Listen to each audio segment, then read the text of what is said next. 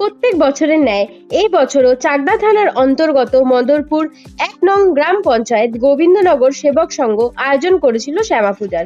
চিরাচরিত ভাবনা থেকে একটু আলাদা করে তারা তাদের সাজিয়ে তুলেছে তাদের এই মণ্ডপের থিম এবং মায়ের মূর্তি এবং থিমের উপরে তারা জিতে নিয়েছে জেলার সেরা পুরস্কার।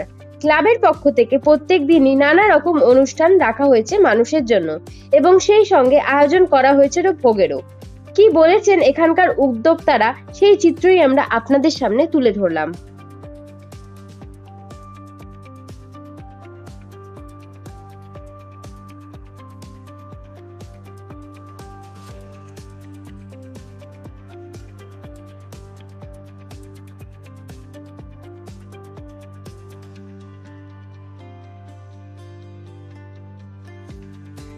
সার্ভিস ক্যাটারিং সার্ভিস আমাদের এখানে প্রায় ১,৫০০ জনের আমাদের এই পুজো মণ্ডপের জন্য ভোগের প্রসাদ আয়োজন করা হয়েছে। আমরা সমস্ত পাড়ার যেসব পল্লীবাসী বৃন্দ আছে এবং যারা আমাদের পুজোর সাথে আন্তরিকভাবে জড়িত তাদের জন্য আমরা প্রতি বছরই এই উদ্যোগটা নিয়ে থাকি এবং সকলকে আমরা ভোগ প্রসাদ দেওয়ার জন্য আমরা ভীষণভাবে আগ্রহী হয়ে থাকি।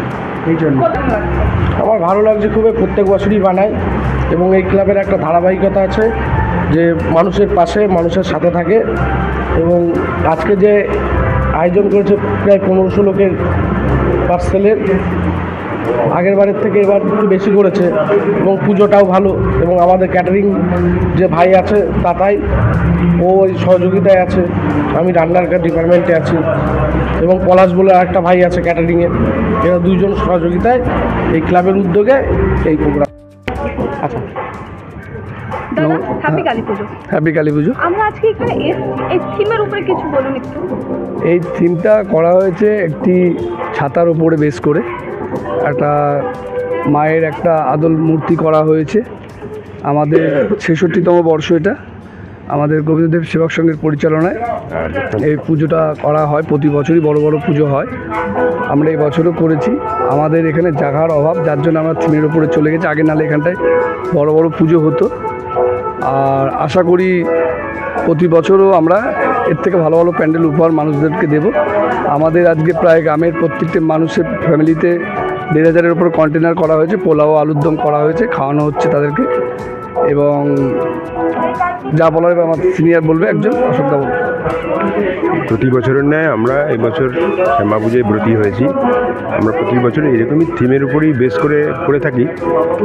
তো এবার দুর্গা পুজোয় তো ওয়েদার অনেক খারাপ গেছে, আমাদের একটু প্রকৃতি আমাদেরকে একটু সময় দিয়েছে ভালো করে করার জন্য, করেওছি। প্রত্যেকের বাড়িতে আমরা খিচুড়ি প্রসাদ দিচ্ছি সবাইকে। আর এই প্যান্ডেলটি আমাদের করেছে লোকনাথ ডেকোরেটার্স। এছাড়াও বলার তো আমার তেমন কিছু নেই, আরও আমার ভাইয়েরা আছে তারাও কিছু বলুক। সবাই কিছু বলুন। নমস্কার। অ্যাকচুয়াল আমাদের এই থিমটা মেনলি বললো আগে আমাদের পুজো কমিটির সভাপতি, যেটা করা হয়েছে ছাতার ওপর বেস করে। আসলে প্রকৃতির যে ভয়ঙ্কর রূপ আমরা দেখেছি মানে বিগত ২ মাস আগেও, যে প্রচুর বৃষ্টি, প্রচুর মানে দুর্যোগ টাইপের। তা আমরা চাই ভগবানের কাছে যে মানুষের ওপরে যেন সবসময় ভগবান বিরাজ করে ছাতা রূপে, মানে যাতে আমাদের প্রকৃতিটাকে তারা মানে ঠিকঠাক রাখতে পারে, এর জন্য গার্ড করে রাখে। এর জন্যই আমরা এই থিমটা নিয়ে এসেছি। আর এখানে প্রচুর দর্শনার্থী আসে। বিগত দিনগুলোতে আমরা সুন্দর সুন্দর থিম করেছি। আমাদের এই পুজো ৬৬তম বর্ষে পদার্পণ করলো। নমস্কার।